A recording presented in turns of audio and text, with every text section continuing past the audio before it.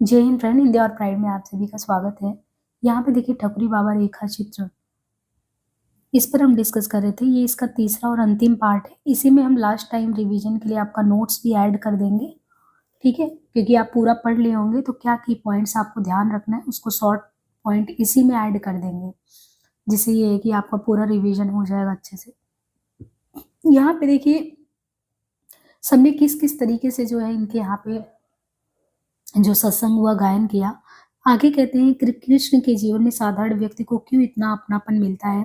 इस प्रश्न का जो उत्तर उस दिन सहज ही मिल गया, उसका अन्यत्र मिलना कठिन होगा। स्वर रेखाएं और रंग भी प्रत्यक्ष कर सकते हैं, ये उनके गीत लहरी की चित्रमयता से प्रत्यक्ष हो गया। बूढ़े से बालक तक सबको एक ही स्पंदन, एक ही पुलक और एक ही भाव बांधे हुए था।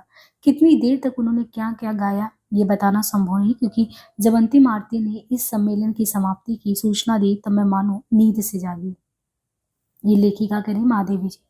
थोड़ी देर में सब बरामदे में अपना अपना बिछौना ठीक करके लेट गए, किंतु मैं अपनी कोठरी में वही पीतल की दीवट में जलते हुए दिए के सामने बैठकर कुछ सोचती रही। सहुआइन ने पहले बाहर से झांका, फिर एक पैर भीतर रखकर विनीत भाव से जो कहा, उसका आशय था कि अब दिए को विदा कर देना चाहिए।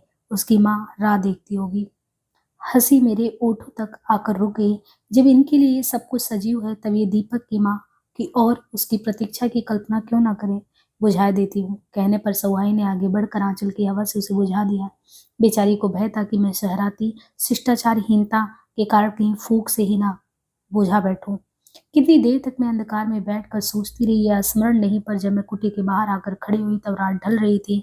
निस्तब्धता से भीगी चांदनी हल्की सफेद रेशमी चादर की तरह लहरों में सिमटी और बालों में फैली हुई थी। यहाँ से इस तरीके से यहाँ से इस तरीके से भी पूछा जा सकता है आपको कि जब वो बाहर आती हैं तो ये निस्तब्धता सी भीगी चांदनी हल्की सफेद रेशमी चादर की तरह लहरों में सिमटी हुई बालों में फैली हुई थी। मेरी पड़कुटी के कहते हैं कि 2 बरामदे चांदनी से धुल गए थे। मतलब लेखिका कह रही कि जो मेरी पड़कुटी के 2 बरामदे चांदनी से धुल गए थे। उनमें ठंडी जमीन, चादर, पुआल आदि पर जो सृष्टि सो रही थी, उसके बाहर रूप और हृदय में इतना अंतर क्यों है। यही मैं बार बार सोच रही थी कि उनके हृदय का संस्कार, उनकी स्वाभाविक शिष्टता, उनकी रस विधकता, उनकी कर्मठता आदि का कितना ही कम मूल्य है कि उन्हें जीवन यापन की साधारण सुविधाएं तक दुर्लभ हो जावें।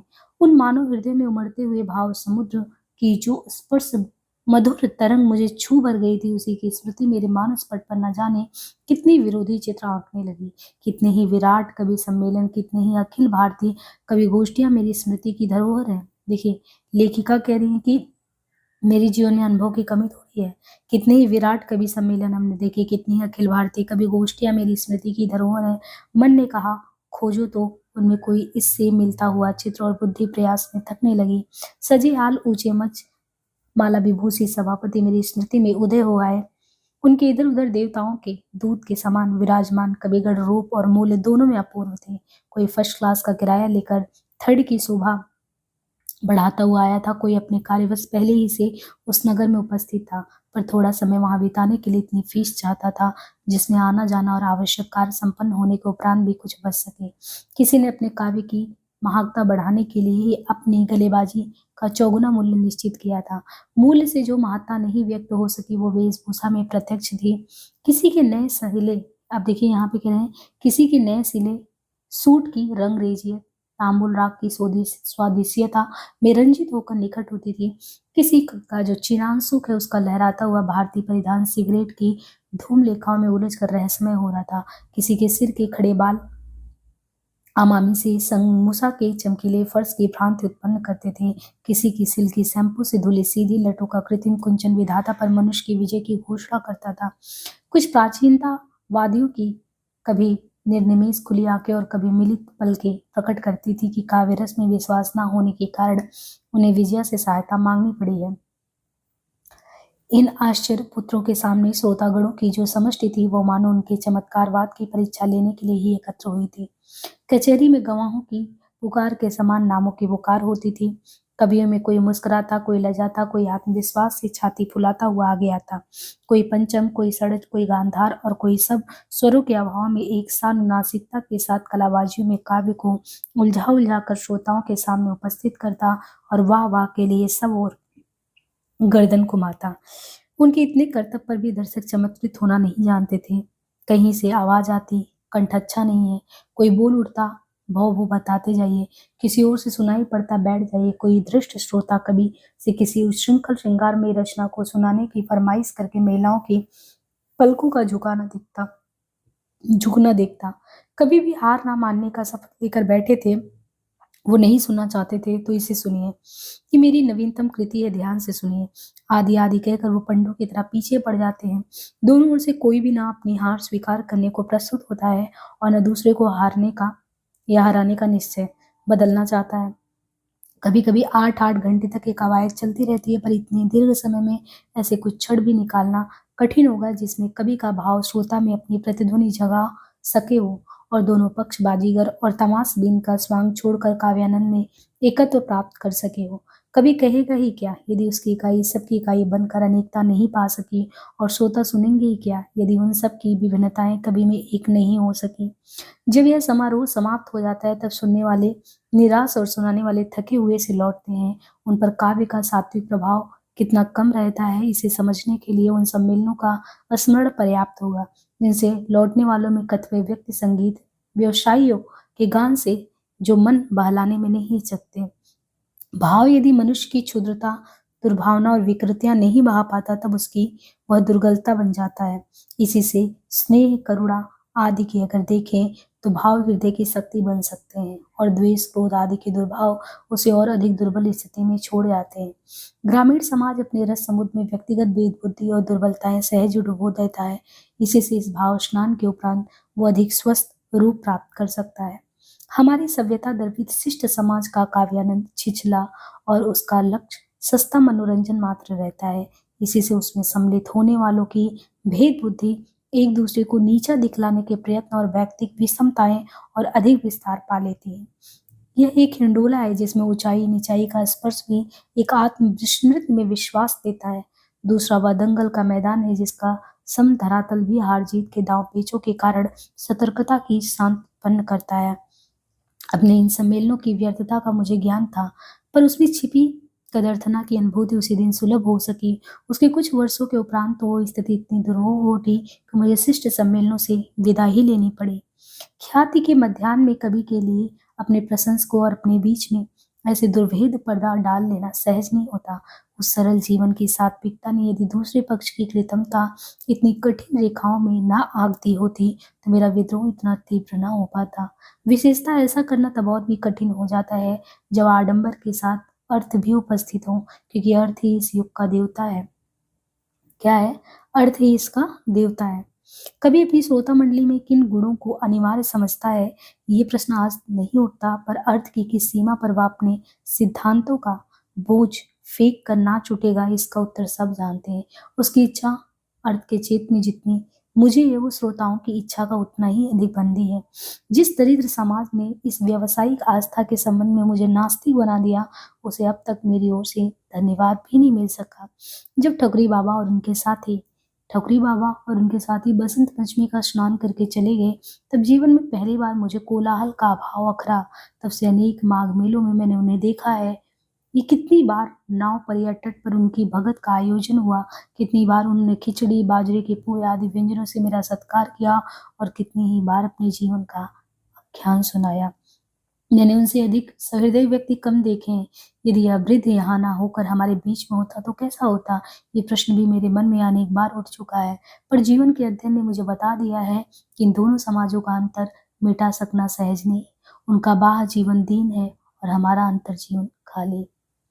ये कितनी बड़ी बात कही है महादेवी जी ने। उनका बाहरी जीवन दीन है, लेकिन अंदर से वो भरे हैं, और हमारा अंतर जीवन रिक्त है। तो समाज में विकृतियां व्यक्तिगत है, पर सद्भाव सामूहिक है। इसके विपरीत हमारी दुर्बलताएं समष्टिगत है, पर शक्ति वैयक्तिक मिलेगी। ठकुरी बाबा अपने समाज के प्रतिनिधि हैं, इसी से उनकी सहृदयता व्यक्तिक विचित्रता न होकर ग्रामीण जीवन में व्याप्त सहृदयता को व्यक्त करती है। हमारे समाज में उनकी दो ही स्थितियां संभव थी। यदि उनमें दुर्बलताओं का प्राधान्य होता तो वे समाज का प्रतिनिधित्व करते, और यदि शक्ति का प्राधान्य होता तो अपवाद की कोटि में आ जाते। इधर 2 वर्ष से ठकुरी बाबा माघ मेले में नहीं आ रहे हैं। कभी कभी इच्छा होती है कि सैदपुर जाकर खोज करूं, क्योंकि वहां से 33 मील पर उनका गांव है। उनके कुछ पद मैंने लिख रखे हैं जिन्हें मैं अन्य ग्राम गीतों के साथ प्रकाशित करने की इच्छा रखती हूँ। यदि ठकुरी बाबा से भेंट हो गई तो ये संग्रह और भी अच्छा हो सकेगा। यदि भेंट ना हो, यह प्रश्न हृदय के किसी कोने में उठता है अवश्य, पर मैं उसे आगे बढ़ने नहीं देती। ठकुरी बाबा जैसे व्यक्ति कहीं अपनी धरती का मोह छोड़ सकते हैं। पिछली बार जब वे आए थे तब कुछ शिथिल जान पड़ते थे। हाथ दृढ़ता के साथ चिकारा थामता था, पर उंगलियां तार के साथ कांपती थी। पैर विश्वास के साथ पृथ्वी पर पड़ते थे, पर पिंडलियों की थरथराहट गति को डगमग कर देती थी। कंठ में पहले जैसा ही लोच था, पर कफ की घरघराहट उसे बेसुरा बना देती। आंखों में ममता का वही आलोक था, पर समय ने अपनी छाया डालकर उसे धुंधला कर दिया था। मुख पर वैसी ही उन्मुक्त हंसी का भाव था, पर मानो धीरे धीरे साथ छोड़ने वाले दांतों को याद रखने के लिए ओठों ने अपने वो परिस्मृति की रेखाएं खींच ली थी। व्यक्ति समय के सामने कितना विवश है। देखिए यहाँ पे है, व्यक्ति समय के सामने कितना विवश है।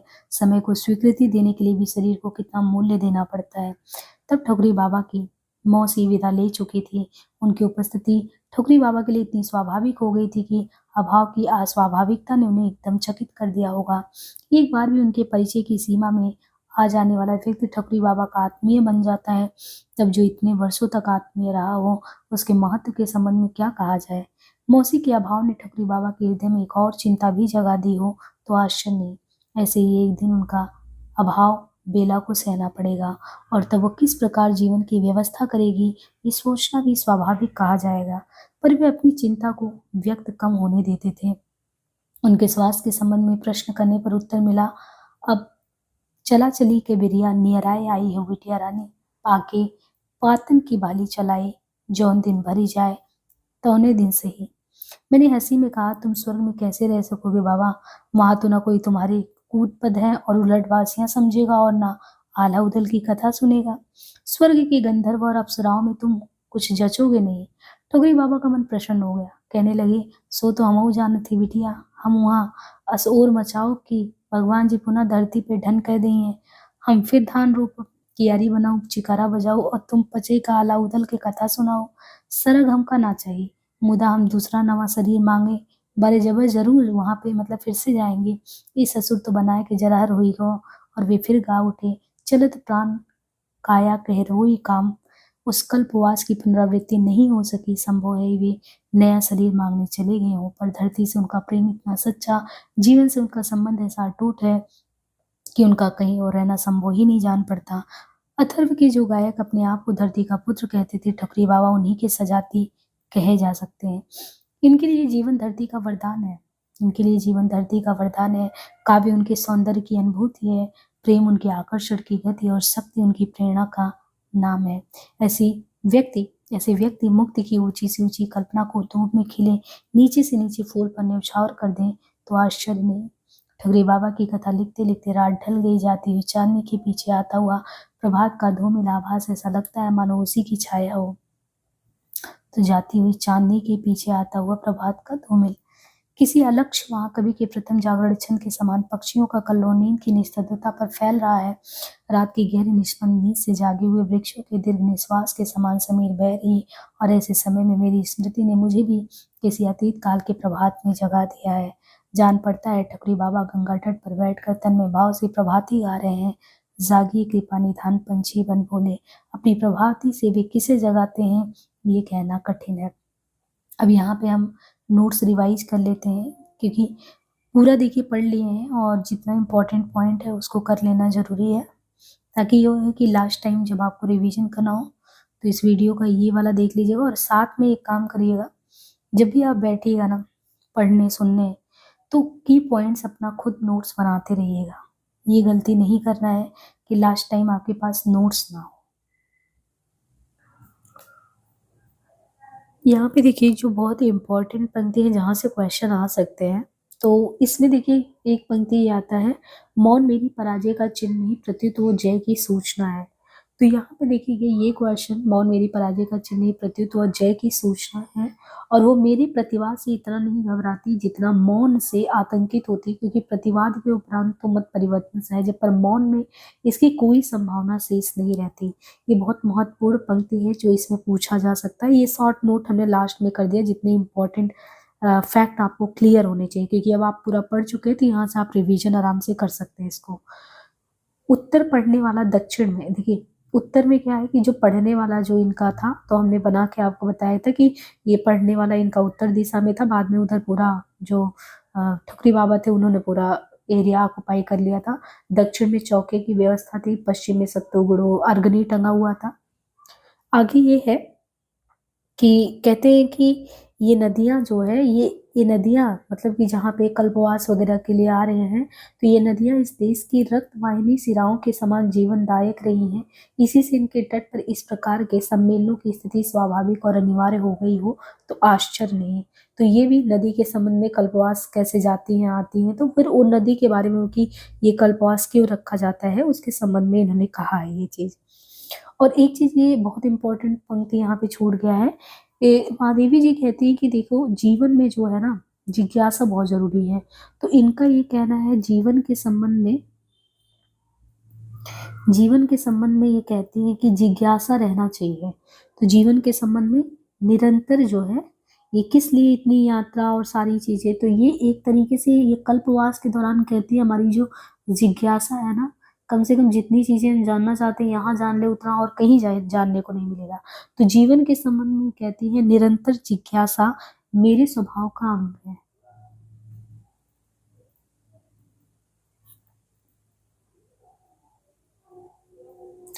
फिर ये यहाँ पे आप देखेंगे कि जो पहले ये होता है कि इनको खाने के लिए क्या चाहिए, तो सुबह में ये होता है कि उनको जो लड्डू की बात होती है कि उनको क्या पसंद है कि नहीं पसंद है।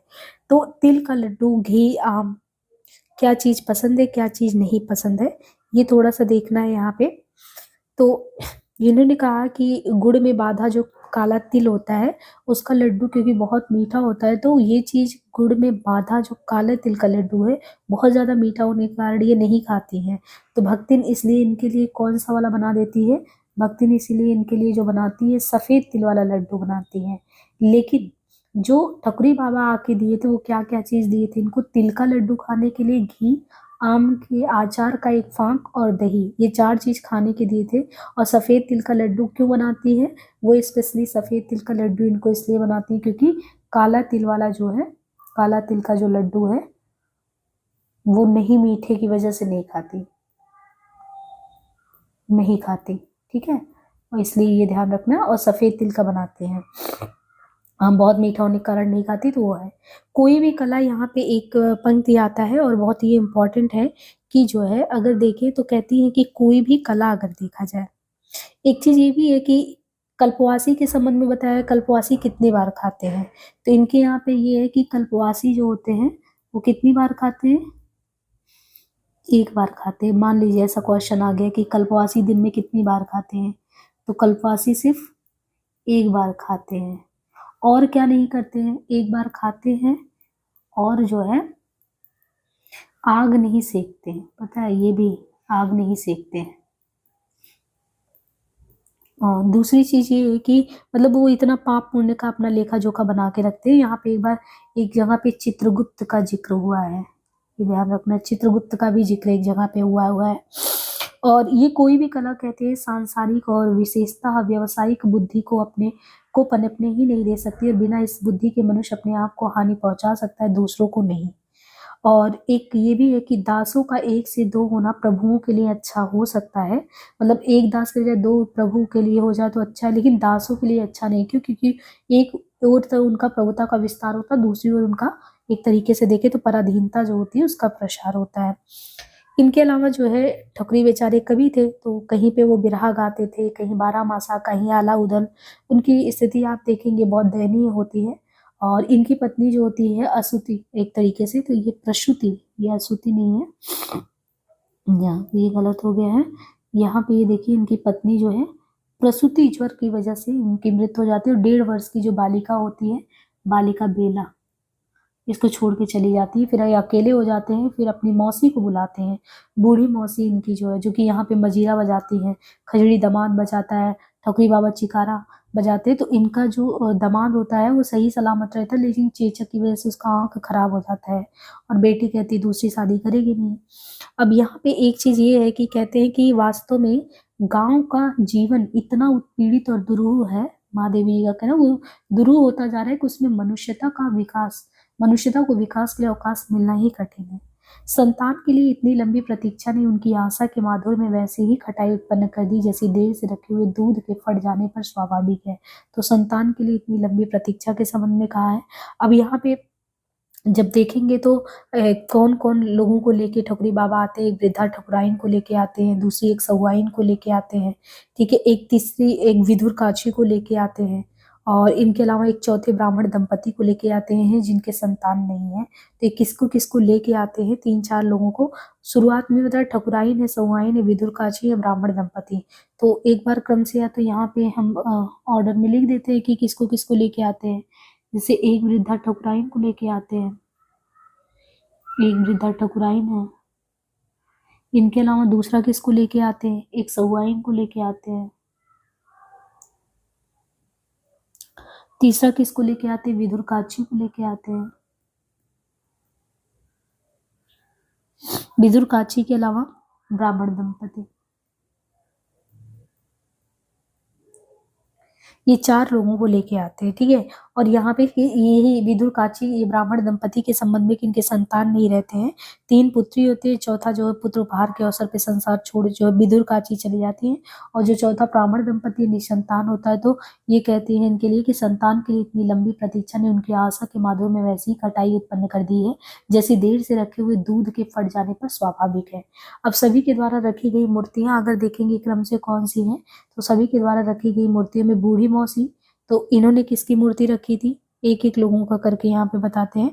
जैसे बूढ़ी मौसी हैं तो उनके द्वारा द्वारिकाधीश की मूर्ति रखी गई, पंडिताइन है, शालग्राम उनकी मूर्ति है, ठकुराइन है तो महादेव की, ठकुरी बाबा राम अध्यापन का चित्र, अंधा दामाद बाल मुकुंद, एक सचित्र पूरा आपको बताते हैं कि पर्णकुटी में कौन सा चीज किस डायरेक्शन में था, वो बहुत इंपॉर्टेंट था। इसके अलावा कि अंधा दामाद बाल मुकुंद, और इस तरीके से सहुआइन जो है गणेश। तुलसा महारानी नमो नमो, जितने भक्त और भी लोग वहाँ पे जब सत्संग होता है जुटे रहते हैं तो तुलसा महारानी नमो नमो करके वो करते हैं। बाकी बहुत सारी चीजें होती हैं।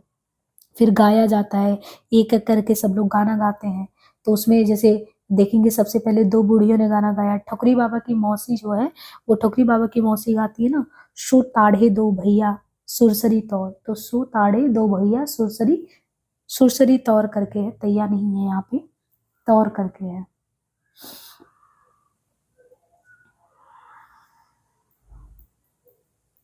फिर ठकुराइन गाना यहाँ पे गाती हैं। गाना क्या है, लोगों का भजन रहता, दक्षिण दिशा हेरे फरस सकारे आजू अवैया मोरे राम प्यारे, तो राम प्यारे करके ये गाती हैं। फिर पंडिताइन है, पंडिताइन कहती है कहाँ लागे मोहम मैया मैया विस्तार, तो कहाँ लागे मोहम मैया मैया विस्तार करके ये पंडिताइन का कहना है। फिर काची काका मन मगध भया, तब क्या बोले, मन मगन भया, जैसे मगन भया, अंधा दमाद सुधी ना बिसरे मोहि श्याम तुम्हारे दर्शन को। फिर ठकुरी बाबा खेले लागे अंगना में कन्हैया हो, सैदपुर कितनी दूरी पे था, 33 मील दूर गांव पे था। फिर कहती है कि हमारी सभ्यता दरवेश समाज का काव्यानंद छिछला और उसका लक्ष्य सस्ता मनोरंजन मात्र रहता है। इसी से उसमें सम्मिलित होने वालों की भेद बुद्धि एक दूसरे को नीचा दिखलाने के प्रयत्न और व्यक्ति विषमताएं और अधिक विस्तारक लेती हैं। ये बहुत अच्छी लाइन है कि उनका बाहर जीवन दीन है और हमारा अंतर जीवन रिक्त है, खाली है। व्यक्ति समय के सामने इतना बेबस है, समय को स्वीकृति देने के लिए भी शरीर को कितना मूल्य देना पड़ता है। जागी कृपा न ध्यान पंछी बन बोले, तो ये जब लास्ट में होता है कि जान पड़ता है ठकुरी बाबा गंगा तट पर बैठ के तन्मय भाव से वो गा रहे हैं, अपनी प्रभाती से भी किसे जगाती है कहना कठिन है, इस तरीके से कह के ये एंड होता है। तो यहाँ पे देखेंगे कि हम लोगों ने जो है बहुत अच्छे से पूरा ये है, यहाँ पे एक एक चीज हमने करा दिया है। बाकी आप बैच लेना चाहेंगे तो जल्द से जल्द इनरोल कर ले, क्योंकि आप देख रहे हैं मैक्सिमम हम करवा दे रहे हैं, बहुत अच्छे से चीजें अब कवर हो पा रही हैं। इतना अच्छे से पहले कभी नहीं करवा पाए थे, पहले पूरा आपने महादेवी वर्मा जी का ये अच्छे से देख लिया है ना, और फिर हमने पूरी जो है रचना पढ़ी। आप देखिए यहाँ पे हमने पूरा सचित्र आपको समझा दिया, पड़कुटी में कौन सी चीजें किस दिशा में है, कैसे है। ये एक ही टाइम टेकन प्रोसेस है, लेकिन इतनी गहराई से पढ़ने के बाद इसी में आपका नोट्स भी हो जा रहा है, और इतनी गहराई में पढ़ने के बाद आपको इधर उधर कहीं भटकने की जरूरत नहीं है, आप विश्वास करके इनरोल कर सकते हैं। और ये इसका लास्ट मतलब कि अंतिम पार्ट है, और पहले पार्ट में हमने बहुत अच्छे से आपको कराया ही है।